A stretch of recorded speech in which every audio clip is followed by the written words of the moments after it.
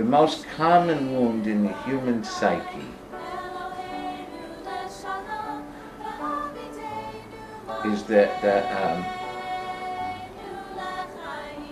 stunting of the spirit.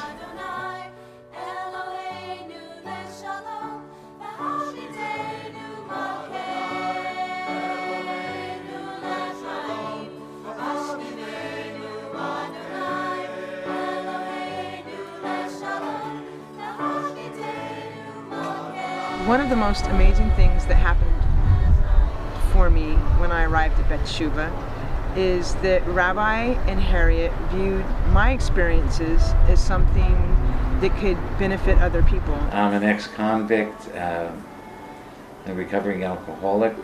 I have 20 years of sobriety, 20 years of being crime-free, and I became a rabbi in the year 2000.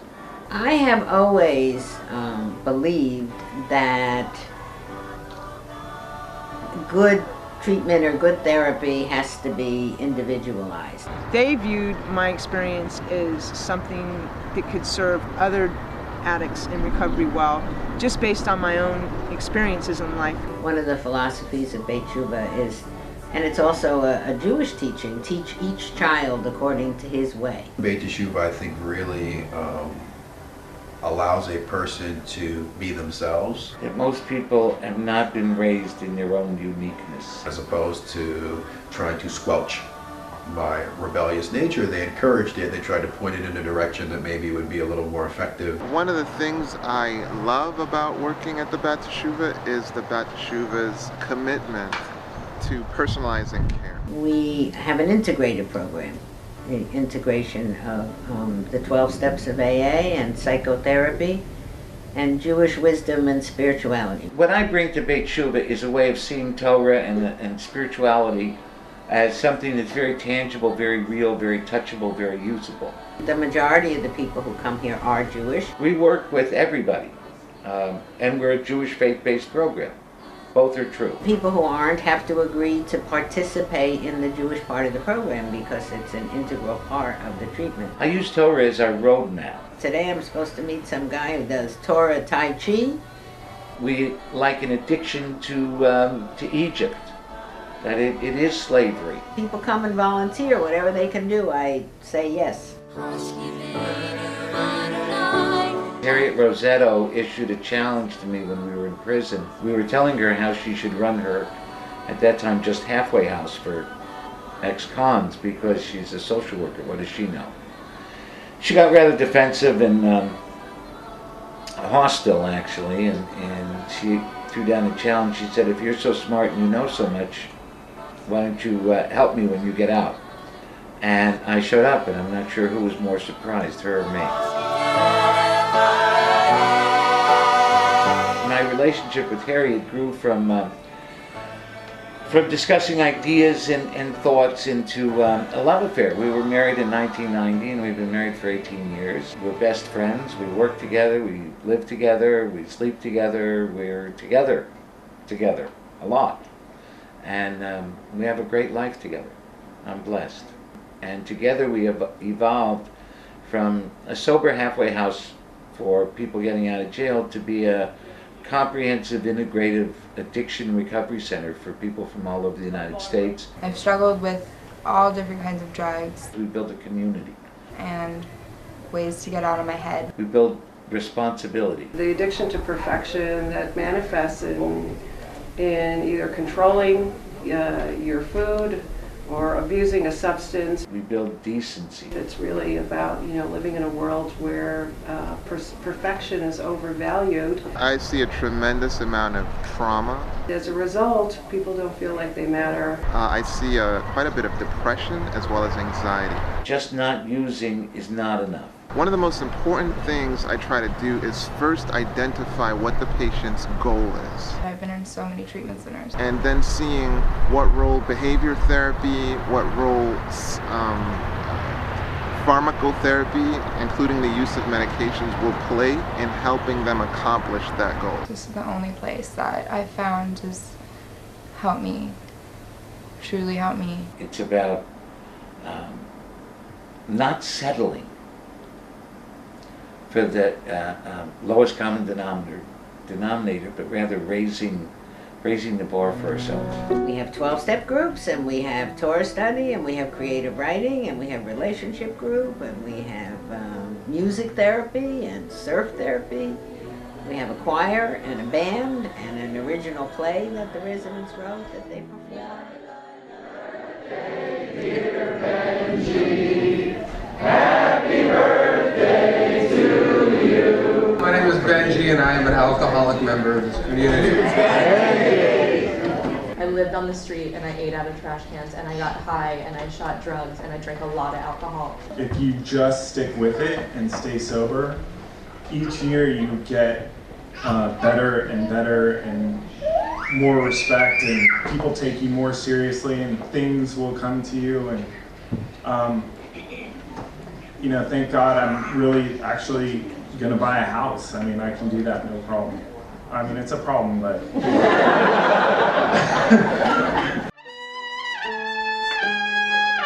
gonna do a little writing. Does everyone have paper? Everyone have a pen and paper? Okay. I myself am a recovered heroin addict. When I was 12, I started smoking cigarettes and huffing inhalants. By the time I was 18, I was hooked on heroin. Maron, Modim. I wanted to work in the field of recovery, but I also always just wanted to be a rabbi. I fell in love with Judaism. I fell in love with the tradition, and I fell in love with what it had to say about spirituality. One more time, I want to hear everybody, okay?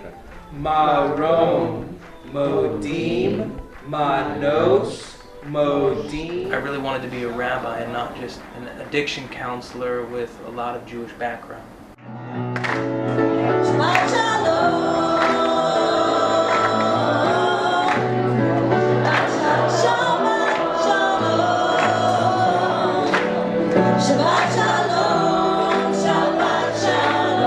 This is Friday night, which is a busy night for the residents.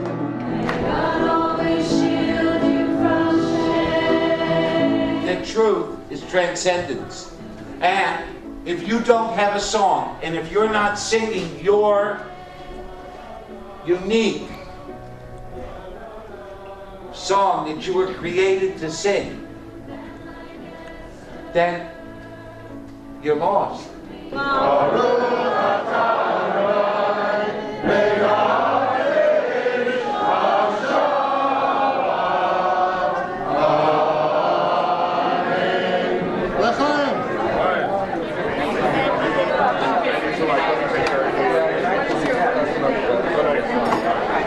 Good Shabbos.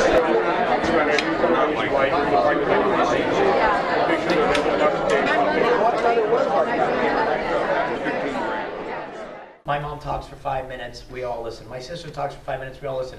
I talk for about 30 seconds before I get interrupted. I lead a process group every week with some of our more senior residents who are working on transitional issues like adjusting back into society and into their families. At this point, I'm in tears. I'm like, I can't believe, like, I just can't get a minute without getting interrupted. There's no mistake that you can't return from or recover from, and everybody's a holy soul. About things. I'm not allowed to, feel certain things and think that my shit is worth anything. I'm not allowed to feel this way because this is silly. This is, a little boy talk. What's helpful in group for recovering addicts is to experience how other people experience them. But now I have to sit and make sure you're okay with me, coming here and not relapsing. I think group work is some of the most important work that we do with recovering addicts.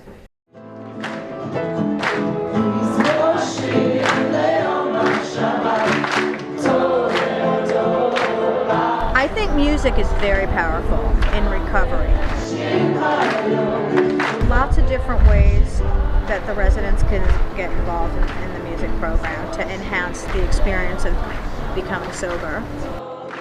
I lead 2 music processing groups, one for the men and one for the women. And what they do is they allow the resident to bring in a particular piece of music that expresses something emotionally that it's difficult for them to express verbally. It's about feeling good about who you are. and not having to change for other people. I also encourage the residents to write their own original versions of prayers. People come up with their own melodies, with their own interpretations. Freedom Song came about in 2005. It's a juxtaposition between 12-step meaning and a Passover Seder. It's basically a play about addiction and how it kind of affects our families. It just became this phenomenon. We just had no idea that when it started, it was going to become something that really touched people to the degree that it does. I'm very inspired by this. My son's sitting in Santa Barbara jail right now, battling addiction. I remember I said a line and I looked right at my mother and she started crying, and it was like just really powerful. This play was an integral part of my hanging on to something and holding on and staying sober. This isn't drawing a face that you show to the world and what you keep hidden inside. When people are in therapy, they know how to edit. But in the art therapy, although the picture might be consciously made, the unconscious is also revealed. This is somebody coming from the past, and this is the struggle with the spirituality and trying to find the light and the good in their life. What's important about this drawing is not just that he could express it, but the rest of the group could relate to it. The directive for one of the sessions was, where did you come from? Where are you going now? Where they came from? I'm sure this explains itself. And where they are now, they're working on themselves. This is somebody who came in feeling completely, utterly powerless against the drugs. Toward the end of their treatment, they felt empowered and that they were fighting back against the drugs in order to get to their kids. Because everybody draws, everybody participates and shares. We get a lot of information that isn't verbalized. We meet down in Santa Monica. We meditate for about 15 minutes, and then we all paddle out. Our phone call to God. For most of the residents here, this is the only time they've seen the sun come up and they've been sober. Running water is great energy to be in, running, flowing water of any kind. It's just a great way to come together and feel good in your body and your mind. We have a Zen garden. We have different types of meditation, whether it's chanting or breathing exercises. We'll go over different scriptures, whether it be Buddhist, Hindu, Judaism, and time to kind of block out all thoughts and just go within and breathe. The just say no model was not working as well, or if at all. Telling a kid not to do something is like giving them a green light to do it. I work with a lot of the young people, a huge group of youth that have no idea how to live and be responsible at all. And perhaps as a byproduct, they use a lot of drugs and alcohol. How old are you guys? 15. We go into schools and synagogues with our 6-module curriculum and really focus on feelings, emotions, human experience, as a preventative method, helping them talk about themselves, learn about themselves, gain self-awareness. Why? Why do you like to drink? Why do you like to smoke? Somebody that knows themselves, their good side and their bad side, and is okay with themselves is going to make healthier choices. One of the things that was important for me to learn, and obviously that we do here, is teach people how to be healthy adults. You guys are 14, 15. How many of you guys know people back home that smoke pot? If kids are talking about what's really going on with themselves, then that's going to be preventative. The drugs and the alcohol don't fix you. They're getting tools, their parents are getting tools. We have a parent part of the program. We're really helping bring families together. And we're here to celebrate my son's 1 year of recovery. We are the oldest surviving member of the Bet Shuva parent group. I work with families as well as the residents. Our son, like a lot of addicts, unbelievable manipulator and liar. Treating the family is essential to helping the client here, because addiction is a family problem. Patterns that have been set by the families are very difficult to break. He was at Beit for 9 months.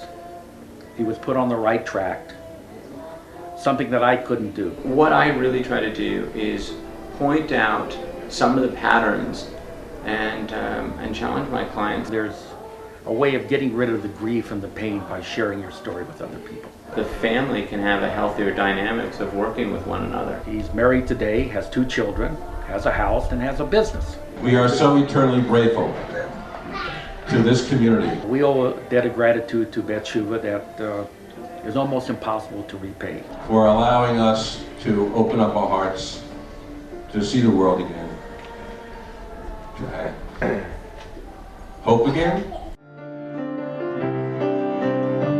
A portion of our population here at Beit, roughly 20%, is alternatively sentenced to us for a period of time instead of doing jail time or prison time. I was in a car accident and became addicted to pain medication. I was a severe drug addict. I tried to get sober since 1980, on and off and on and off and on and off. I made some horrible choices along the way and got involved in a robbery that turned into a murder. In 2000, I ended up in jail as a result of forging my own prescriptions. We are the advocate in the court systems to try to get a resident sentenced to Beit instead of jail or prison.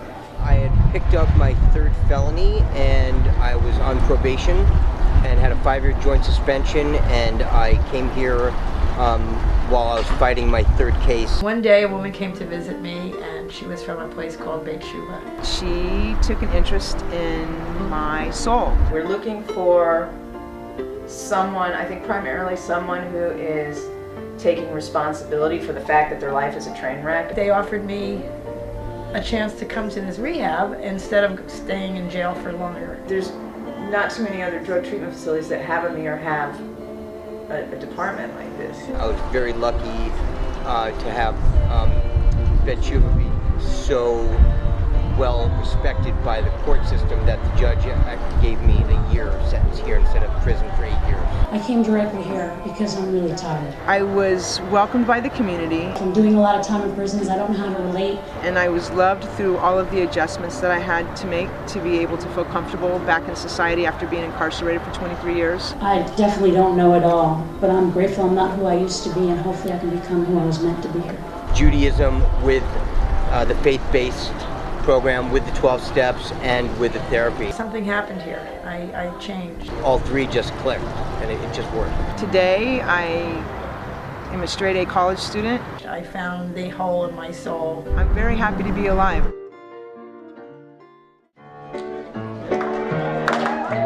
This is a thrift store with a mission. The House of Return Thrift Boutique serves as a business venture for Beit. All proceeds go to support the program at Beit.